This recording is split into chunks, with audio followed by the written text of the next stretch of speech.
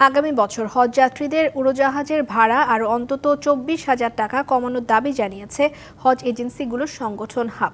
সকালে সংবাদ সম্মেলনে সংগঠনটি জানায়, সৌদিয়া এবং ফ্লাইনাস 1,34,000 টাকায় যাত্রী পরিবহনের প্রস্তাব দিলেও শুধু বিমানের দাবিতে তা বেড়েছে আরও 20,000 টাকা।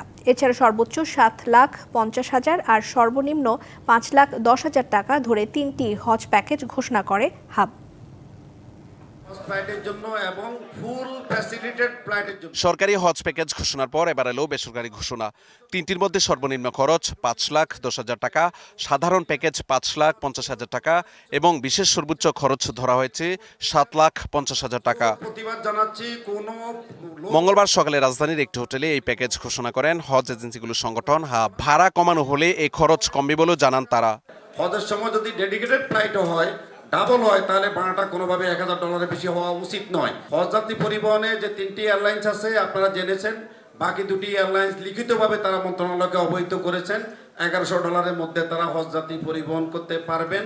শেষ পর্যন্ত মাননীয় উপদেষ্টা বিমান মন্ত্রণালয়ের উনি বলেছেন হজযাত্রীরা তাদের কাঙ্ক্ষিত ভাড়াটি পায় সেটি নিশ্চিত করার চেষ্টা করবেন, তখন আমরা প্যাকেজের সাথে সেটি সমন্বয় করব। উড়োজাহাজের টিকিট মূল্য আরও কমানো যায় কিনা এ বিষয়ে ধর্ম বিষয়ক মন্ত্রণালয় সহ অংশীজনদের সাথে আলোচনার মাধ্যমে সমাধান আসবে বলেও জানায় হাব। ধর্ম মন্ত্রণালয়ের সাথে সিভিল এভিয়েশন মন্ত্রণালয়ের সাথে আমরা আলাপ করেছি, বার্গেনিং করেছি। এখানে 1,30,40,000-এর উপরে কোনো ভাড়া হতে পারে না। এই ভাড়া $100 আরো কমতে পারে। যখন কমবে তখন আমরা হাজিদেরকে এই টাকাটা ফেরত দিয়ে দেব।